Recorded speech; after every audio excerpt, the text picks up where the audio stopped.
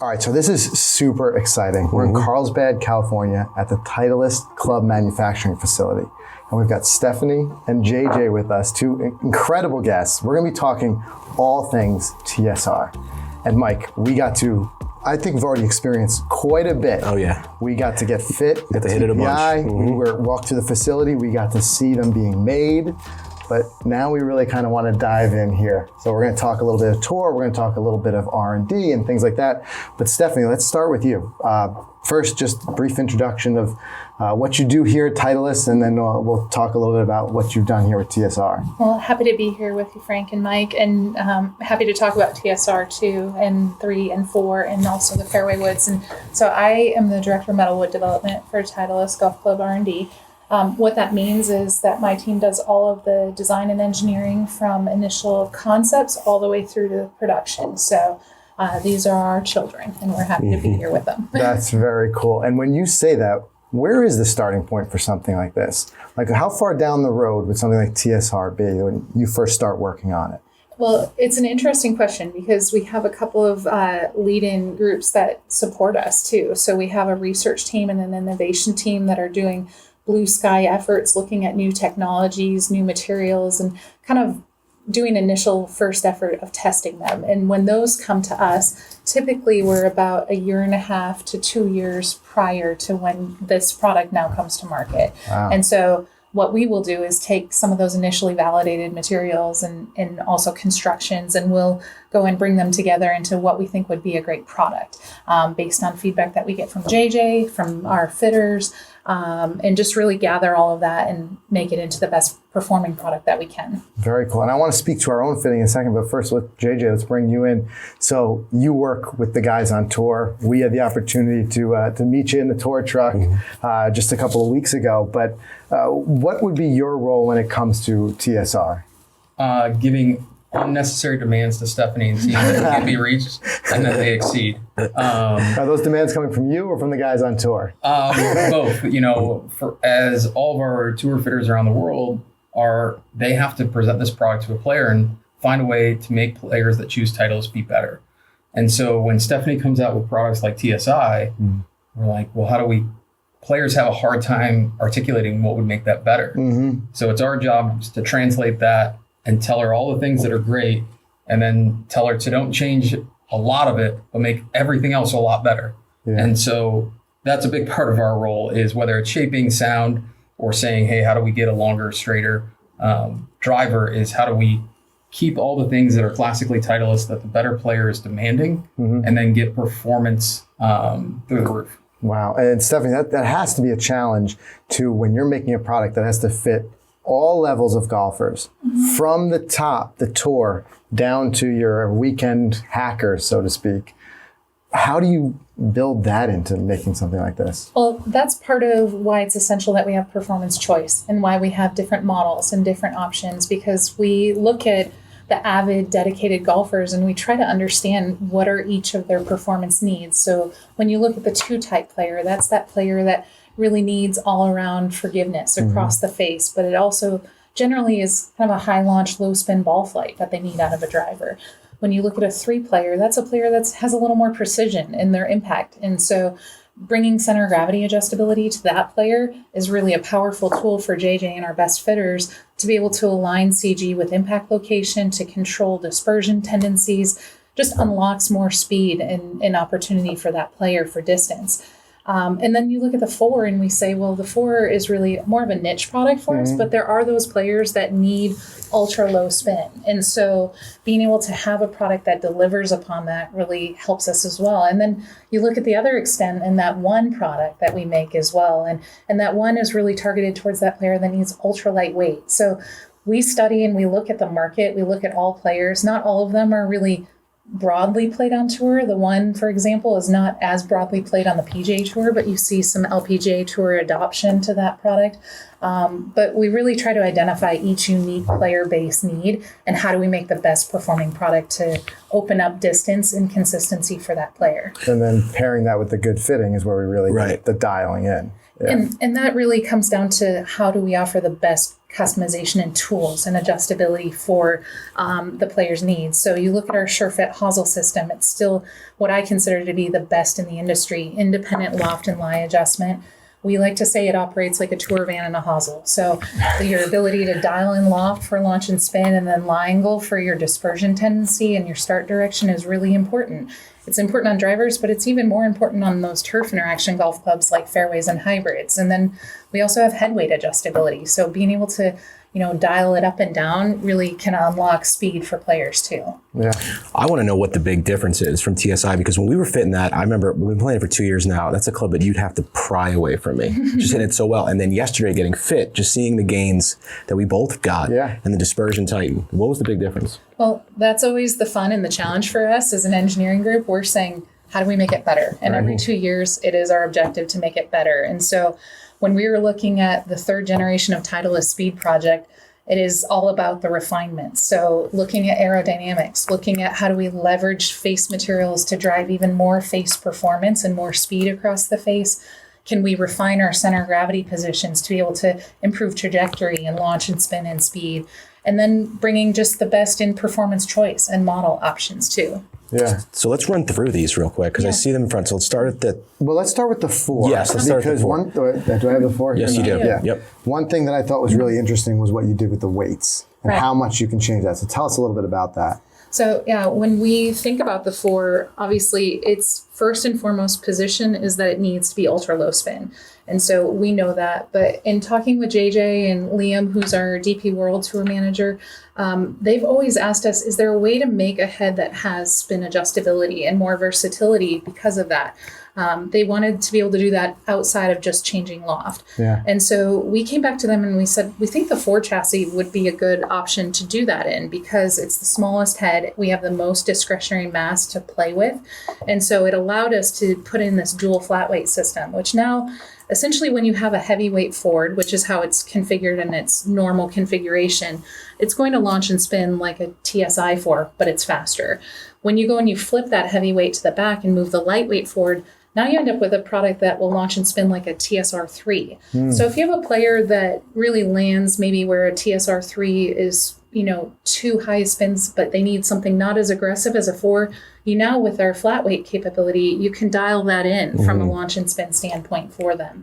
And it really opens up and just brings a lot more flexibility to which was a niche product for us, but really now has more legs in terms of the fitters. Do you have anything you want to add, JJ? Yeah, I think, again, your opening question is what does the tour ask? And that was in the 4 product for us is the shape of TSI 3 was so beautiful that we kind of said we want that in a smaller chassis. So that was request 1 from tours. How do you make the 4 a lot more like the 3? And then it's really powerful at a tour event that you all have been at to be able to make adjustments quickly. So you have a player that loves the look of the 4, you bring it to the tee, and it's a little bit low spin, but other parts are really good, is to be able to just flip the weight rather than go to the truck and make the adjustments and try to come back. So that was really powerful as a fitter. So you just add that adjustment that, again, you can be very quick and make that adjustment for a player. Yeah. And we were talking, and you had mentioned about players, to the eye performing so well and not almost wanting to, how do you improve upon that? How have you found that the players have taken to the new R? Has it been something quick, or is there a reluctancy because they're performing so well in the eye? How's that been? Yeah, I think it's a little bit, what you mentioned that, hey, I'm good. I have a perfect driver, don't touch it. But one of the things you see is early adopter success drives trial. So when we win out of the gates with a JT Poston and when Cameron Smith wins an Open Championship, when the first 3 weeks the driver was on tour, the leader in strokes gained off the tee chose a TSR. That's got to turn maybe I want to try that. And in the 4 specific, it's also a really great tool to be able to have our players trust us. We had a Garrick Higo as a perfect example. He was between 3-4, 3-4, and I. You can bring out an R4, show him the weight in the back. Well, now it's that perfect spot for him. So here's a player that had tried both, had some success with both, and now he has the shape that he wants, the spin, launch characteristics. So it just becomes that perfect fit, and it clicks right away. That's really cool to hear. And now the face, looks very similar to what we saw in the eye, but I know there's some differences. So tell us a little bit about the face. Yeah, it's just an aspect of we pay attention to all of the details on the design as well as the engineering. But the feedback that we had on the face and the high contrast face is really being done with an intentional purpose, that we want it to be able to visually look like the head has loft on it. If anything, that's the feedback that we had gotten from TS to TSI, was that black on black, it's really hard to differentiate where the face is. So we've maintained that, but we've just refined it. So we've taken this laser etching in the high contrast all the way out to the face perimeter now. So it makes the face look visually a lot larger than it looked in TSI. Confidence. Also, Gives you confidence. Widened out this center portion, just kind of drawing your attention to the sweet spot size and how large it is on the head. And really made that high contrast. So it's very dark, very light. So it looks like the curvature shines through on the face. And it just breeds in the address position the confidence for the player to swing hard at it. Right, exactly. And that's why, me personally, I've been in the 2 because of the fact I'm a 10 handicap. I don't hit the center face every single time. So I found that the forgiveness across the face has always helped me swing harder because I'm more confident. I can just get after it and I'm not worried about pulling off of it a bit.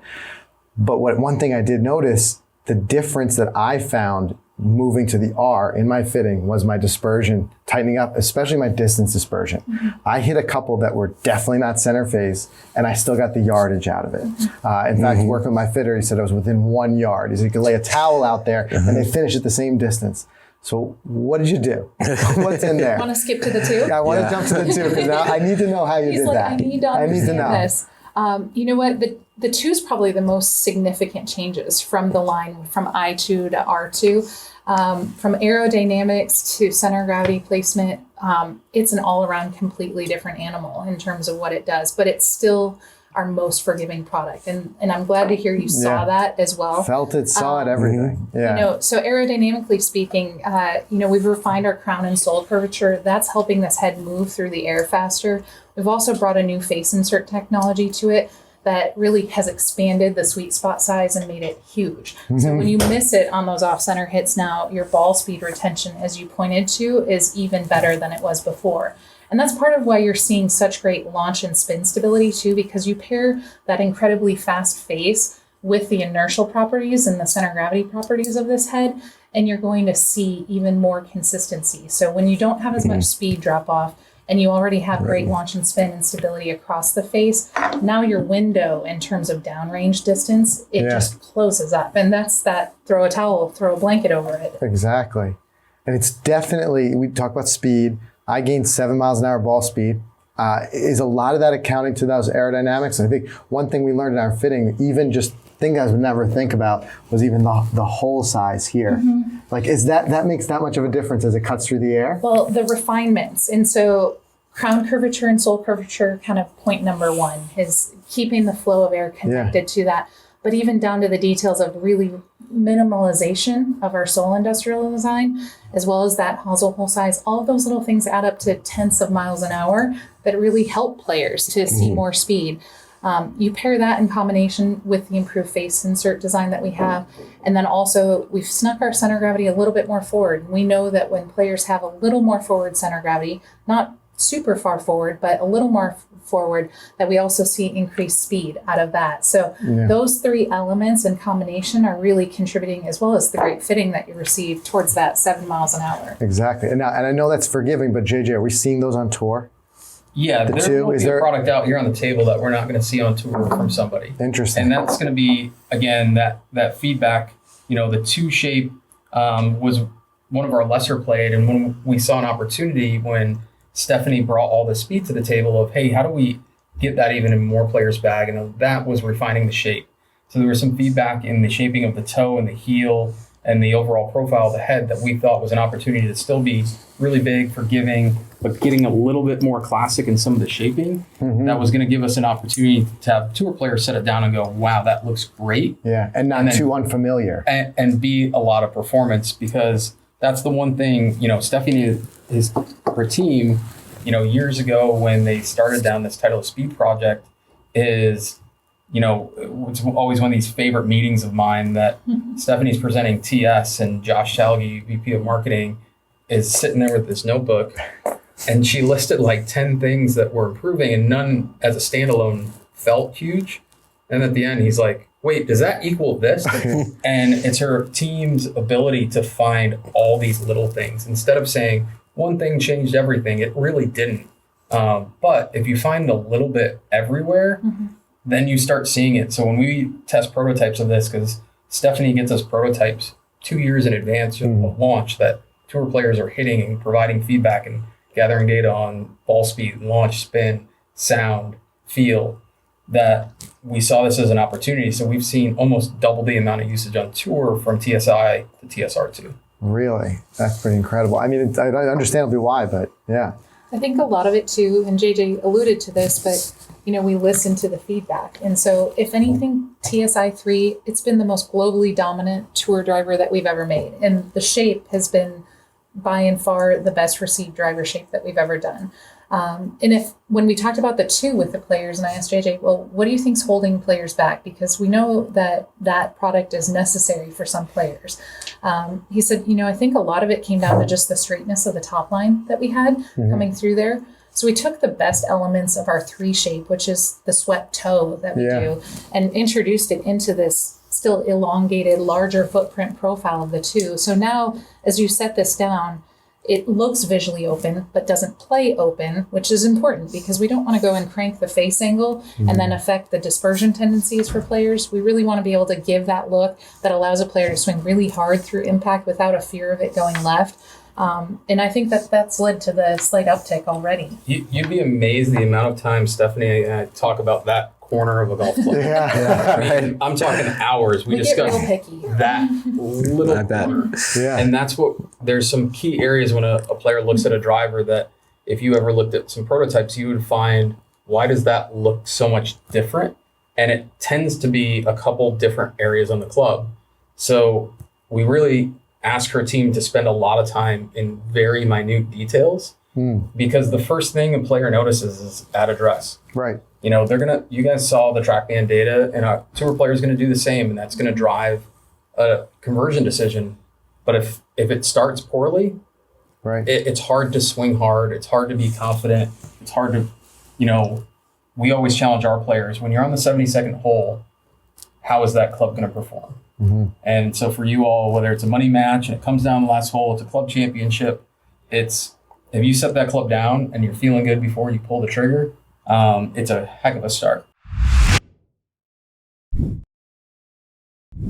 All right, guys, we'll get you right back to our interview with JJ and Stephanie at Titleist in a minute, but we want to quickly thank this week's sponsors, starting with, of course, Titleist. Guys, Titleist has been a long-time supporter of the podcast. They've actually been here with us on the podcast for 3 years now. And over that time, we've got to test some incredible clubs and gotten some incredible experiences. Case in point, this TSR, and getting out there to Carlsbad to see how the clubs are made. So we're going to have a whole lot more great content coming up from Titleist. Make sure you subscribe if you haven't already subscribed so you get to see. But we want to thank them, of course, for not only supporting the show, but also giving us this incredible access and the time with their incredible professionals who make, build, customize, fit everything, these clubs and balls that we get to play. We are very fortunate. We can't thank them enough. So go support them as well. Make sure to go to Titleist.com. Check out the new TSR. And like I said, do yourself a service. Get fit yourself. We had an incredible experience with it, and hopefully you're seeing why if you're watching this interview. And Frank, got to thank FootJoy. Let me ask you a quick question. What is the best looking, best performing shoe in the game? For me, it's so simple. It's the Premier. It's the Premier. All day. If you notice, that's all I've been wearing lately. I know. It is. The Premier Series by FootJoy, guys. It's the most played shoe on tour by far. Worn by, people like Homa and Horschel, Adam Scott, Webb Simpson, Poulter, and so on and so forth. The collection has so many different designs and material characteristics one would expect from a classically styled shoe, from the premium waterproof, which I love the fact that they have those waterproof leathers, natural leather welts, great details that exudes this incredible craftsmanship. Very stylish. I keep saying that, but that's the word for it. They got that amazing traction, great stability, lighter weight, and modern twist to a classic silhouette, which is what makes the Premier Series collection so unique. We wore it at Whistling Straits, 8 Mile walk in them. You've done the Tobacco Road #2, which we talk about so much, but that was a lot of walking that day. And look great, play great. Look great, play great, right? So, guys, learn more about the Premier Series. Go to FootJoy.com. All right, football fans, the first week of the NFL is here, and DraftKings Sportsbook, an official sports betting partner of the NFL, is giving new customers a can't-miss offer to celebrate the return of NFL season. Right now, new customers can bet just $5 and get $200 in free bets instantly. All right, so download the DraftKings Sportsbook app now. New customers, make sure you use code Golficity when you sign up. You're going to get $200 in free bets when you place any $5 wager this Sunday. That's code Golficity only at DraftKings Sportsbook, an official betting partner of the NFL. Minimum age and eligibility restrictions apply, so make sure you see the show notes for details. All right, and big thanks to Rapsodo. Play your best with the Rapsodo MLM, the #1 personal launch monitor on the market today. It's got incredibly precise measurements, remarkable accuracy, data-rich visuals, and the new performance combines, which you and I had a chance to do, which I had so much fun doing. 24 shots to 2 targets, and you hit 2 drives. You do it 4 times. It's super quick. It's going to the range now with a purpose. You're not just going there, grabbing a bucket of balls and just swinging away. You're getting numbers now. So practice with a purpose. Better practice, better scores, better golf. Go to Rapsodo.com and use the promo code Golficity MLM and get this. You're going to get $100 off of the MLM, but right now they're offering a $30 bundle discount. So you get $130 off if you get the MLM and their premium subscription, which gives you that combine. So go check them out. Go to Rapsodo.com and get one today, guys. It's probably the best thing you're going to do for your game as far as equipment and tech data. And last but not least, guys, if you haven't already done so, check out the Precision Pro NX10 rangefinder. It has been our go-to rangefinder all year, and there's a lot of reasons for that, including the upgraded internal, so it's got lightning quick target lock. There is absolutely no waiting. Plus, you've got improved high-definition optics and a new LCD display. It's all the things you've loved about previous NX line rangefinders improved and taken up a level. Plus, it is the most customizable rangefinder out there in the market, and you can even show your support with the new Golficity sleeves that you can put on there. But they've got all different looks and designs. You can really mix and match it, and it makes it one rangefinder, makes it many different rangefinders. That's what I really liked about it. Plus, you've got that they've increased the magnetic strength of the magnet on the side. So I love being able to just put it on the cart, put it on the push cart, whatever it may be. You've got your rangefinder there, ready to go. It feels great in the hands, and like I said, those interchangeable plates. Plus, you got that Precision Pro Care package. They've got battery replacements, 2-year warranty on their rangefinders, and a 90-day return policy with free shipping. There's really a no-brainer. And if you want to make it even better, use promo code Golficity to get $20 off. So swing with confidence, hit more greens, Precision Pro Golf. All right, let's get back to our interview now with Stephanie and JJ. It's amazing how much of it is confidence and instilling confidence. Even things I'm thinking like sound is that goes key. into it. And that could be a very subjective individual golfer thing, but when you feel it, the difference of a confident swing versus a non-confident swing is tremendous. Yeah, and your minds would be blown how much time and effort we spend on engineering the sound of the products. But it's just another element, as JJ said, about all of the things that we pay attention to on delivering the best performing drivers. They have to look great, they have to sound great, they have to feel great, but they also have to fly great, and they have to really perform on all aspects. And so those are kind of our benchmark criteria that we use as we design new drivers. We were so impressed too when we did the facility tour here of the manufacturing that went to it. I still can't believe the air cannon. You fired 3,000 golf balls into these things, because what you were saying just made me think durability. It was something I had never thought of before. The abuse that these things can take, for as pretty as they are, they can take a lot of abuse, that's for sure. So let's talk about the 3. Yeah. So how do you make the best driver that we had ever made with TSI 3 even better? And JJ and Josh, they definitely threw the gauntlet down. They said, you can't change much, but you have to make it go faster. And so it's a big challenge. That's all you have to do. That's all you have to do. That was the fun one, is the player would like it to look this way, sound this way, fly pretty similar, just go farther. So that was big challenge. Just, right? But, as engineers, that's the fun part, is how do we unlock that? How do we apply new technologies? And I mentioned earlier about our innovation team. So they're always working in the background on new tech and new technologies. And they came forward with a new face sensor technology that we've been able to leverage with the TSR3 that's bringing us even greater levels of speed. We're calling it Speed Ring. And basically how it works is it's got a stiffened perimeter to this insert, which increases our deflection at face center. So what that local deflection means at face center is that we're gaining more ball speed on face center. And despite the fact that the perimeter is stiffer, because we're starting at a faster spot on face center, that drop off is still higher in terms of the overall ball speed across the face. So it's a win-win. We've made the fastest driver we had ever made before with TSI 3 travel even faster for now players. And launch and spin wise, we made some very minor adjustments. It's a little bit lower spin than where we were before, but all of that adds up to distance. So we're able to, produce that high launch, low spin trajectory, but now with an even faster chassis. And it's in a look that, I have heard 0 complaints about. So that's a good number when it comes to complaints. Yeah, absolutely. I was so convinced I was going to end up in this one too, but the numbers didn't lie. Yeah. Right. I'm so interested in the faces look so similar, but under the hood, they're so different, really. Yeah. And that's part of the model choice that, as we think about players and delivery conditions, and one of the research aspects that we study is how do we effectively make products deliver differently so that we get launch and spin variation. So between the 2, the 3, and the 4, you have CG depth differences. And when I talk about CG depth, it's the distance back from shaft axis, but that affects dynamic face closure for players differently depending upon their hand speed and their delivery conditions. Also affects dynamic lofting of the head. So a deeper center of gravity will generally dynamically loft more. It can also dynamically close more, but it's different for every player. Yeah. And that's why it's important to have 3 different options, because then it gives a breadth of fitting tools to the player. I'm also glad you're thinking of all this. Right. Because it's like, You don't need to think about it. all I can think about is long and straight. Yes. You're thinking about all that stuff And for us. trust the fitter that, we love for players to try all 3 models, because there's never necessarily one bottle prescription that we want to put out there. That's why we make all 3, and you might be surprised at which one you get fit into. Yeah, we've done enough fittings now to know that surprises happen. They do happen. You just would never think it. Do you ever see that on tour? Sometimes the guy will make a switch, or if it was a 3 guy, was always in a 3, and Yeah, I think, again, a lot of tour players are driven by looks. yeah, And so they'll self-fit themselves in one before they experience the product.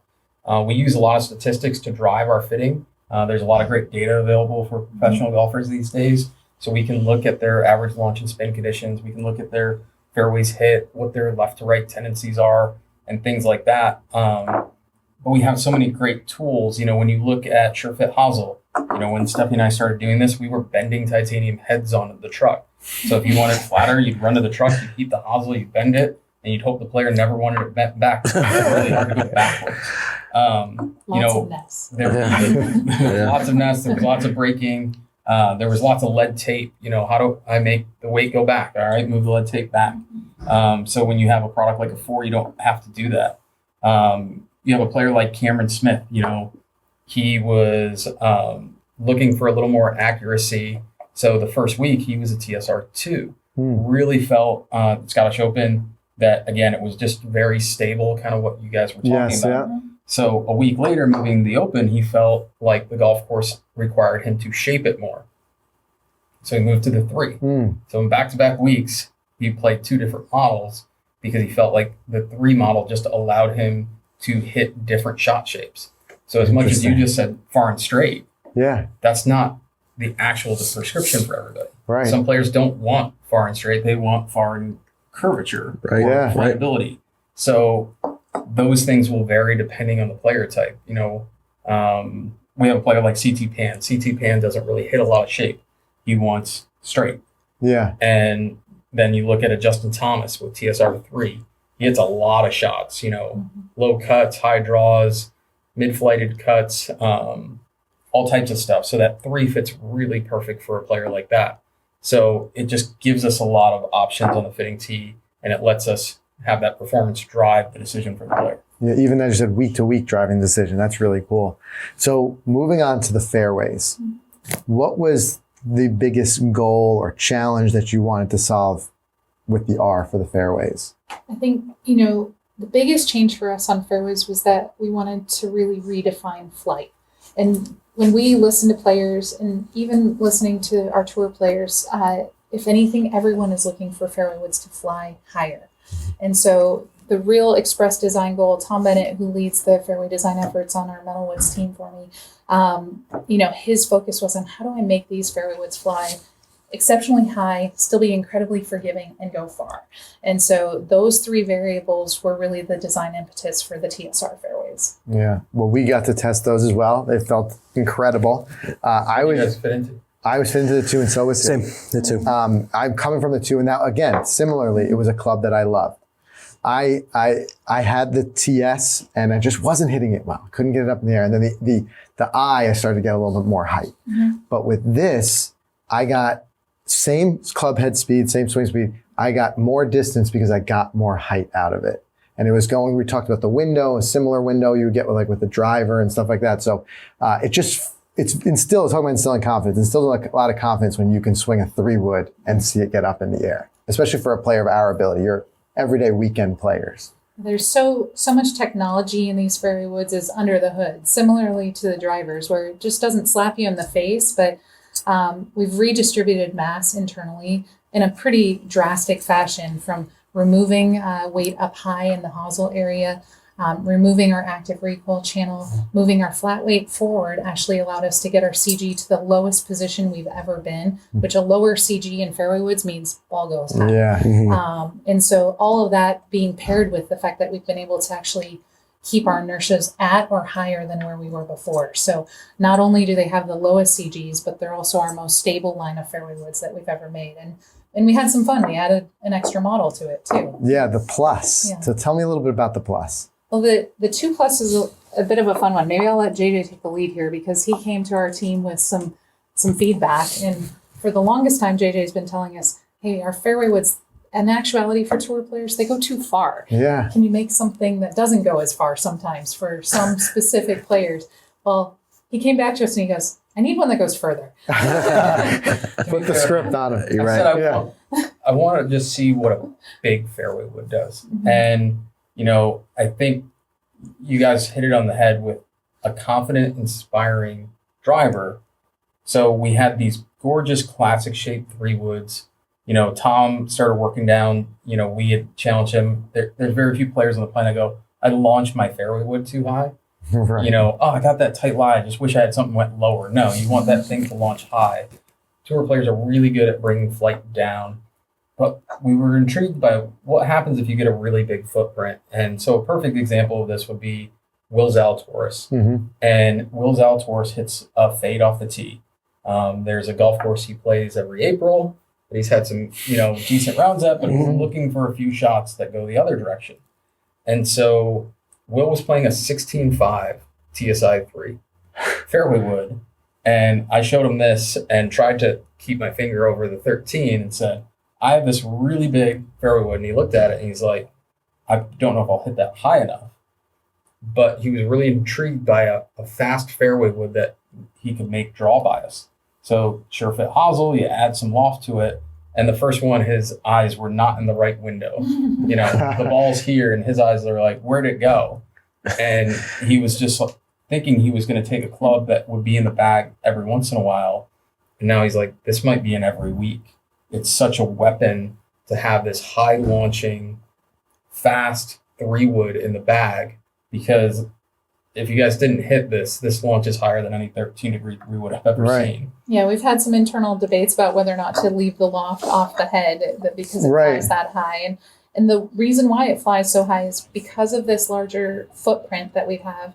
We've been able to position the center of gravity deeper than we've ever done in any of our fairway woods, but it's also very low still. So you're getting that dynamic lofting effect that I talked about that can happen in the TSR2 driver, happening in the 3-wood. So it launches exceptionally high. It's very forgiving. And while it's optimized for off the tee play, it's still designed to be played off the turf too. So for a player that needs the all-around playability, it absolutely can meet that condition too. Gotcha. And when they're on tour, what's primarily their use for a 3-wood? Because I think these guys are so long. I think us, we're in 3-woods trying to reach par 5s and things. What about them? Like, where's their use of a 3-wood? Again, I think it'll depend on a ball speed. When you look at a high ball speed player like Will Zalatoris, he's going to be using that 3-wood off the tee more often. on certain dog legs or when there's through yardages and things like that. When we look at like a Jordan Spieth, he's still got a lot of distance, but he uses the TSR 315 because he's somebody that uses it to hit a lot of different shots. He's using it off the tee and wants really good control, but he also has to hit a variety of shots into par fives, whether it's really kind of a draw to really stretch it, or with his next club being a hybrid most of the time, being able to hit kind of a high soft shot into par fives when the hybrid's not long enough. So again, I'm always the tough person in the room where, sometimes sales and marketing wants less SKUs. And I'm like, well, what if we just added this? And Stephanie's team's like, well, I got to make a third model now. No, we don't complain. We actually, that's the fun for us. Right. It's new toys to get to learn from. Yeah. One thing you see when things like that get added, it just shows that when her team makes a prototype, how well it's tested. To go, well, we have to bring that out. And so that was kind of the cool part for us as fitters is, again, you guys have seen the tour van and we can do a lot, but it's amazing when you don't have to go back to it and you can do it all on the tee. I can show up with these 6 heads and be just about good with everybody. Yeah, there's so many different shots in just those few clubs. SureFit hosel, SureFit weights, CG control on the 3 models, having the high launch, low spin in the 2+ or the spin adjustability in the R4, and then having the 2 models is just being just a great overall, but still have weight adjustment. So if I bring a couple shafts out, to be able to quick throw a weight in for different shaft balance points or lengths, you can kind of just show up with a little weight kit, a couple shafts, and get pretty dialed in pretty quick. Tons of versatility. And then with the 2, was it similar with the face, with the forgiveness across the face, or? Well, because what we did with the driver is similar in that way, or? The real key for the 2 is being able to drop that CG and keep inertia high. Right. So it still has a very deep center of gravity. So it's like our TSI 2 in that regard. So it's going to launch high, but it's, even higher now because of the fact of that drop center of gravity. Yeah. Like I said, we had an incredible experience. I was impressed with how well you were hitting these things. Like, I'm nervous for our matches. Seriously, it's incredible. You should be. We're going to play a money match maybe later. Yeah. But even like on the 3 model, you talk about how tour can help drive. So on TSI, we had 3 weight settings. So you guys saw, we can do some internal weighting on the truck. What we were finding is the all the way heel or all the way toe for a tour player might have been a little much. So it works really good for a lot of players. So again, challenging Stephanie and her team, can we just have a weight in between?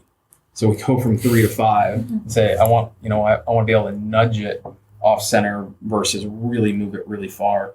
So now it matches kind of what we had on the driver, but really kind of opens up more precise fitting capability. It's a good thing you embrace challenge. Yeah. It seems like they come to you with quite a bit of them. We're problem solvers. Yeah. And we love the game. We're passionate about the product. So it's really fun for us to just get to see the evolution of it. Obviously, the hard work that gets put in, and then to get to see it in the hands of the best players, as well as now to get to see you all get to experience it in the gains that you're seeing with TSR. Just validates, the work that the team's put in. Yeah, like I said, 2 years of hard work and then release it out into the wild and just get to watch where it goes from there. Yeah. Well, this has been incredible. So thank you both, first of all, for sitting down with us. And our experience these past 2 days has just been amazing. Unforgettable. Getting to experience it firsthand, like I said, at TPI and the fitting, which one thing I will say, and we say this all the time to our listeners on the podcast, is like, if you haven't been through a fitting yet, just do it. Just experience it, because we were guys, admittedly, who up to a couple of years ago would buy off the rack and never knew what really went into a fitting. And now that we've been fit quite a few times, one thing that continues to amaze me is that we always are surprised. It's like you think at this point there'd be no surprises. Okay, I know what's going to happen. It's always, we learned something. I never thought of that. So we definitely encourage people to go get fit, because they're incredible clubs. And I think where they just reach that next level is when you dial them up with the right fitting, which you can do with shafts, with the weight adjustments we talked about, just leaving so much on the table if you don't get fit. So I would definitely encourage people to do that. But thank you both for taking the time. This has been incredible. Here, where they make the clubs. Right where they make talk them. about the clubs. What's better than How cool is that, us. right? So Thank thanks you again for coming on the It's show. been wonderful having you both here. Thank you. Appreciate it. Thank you.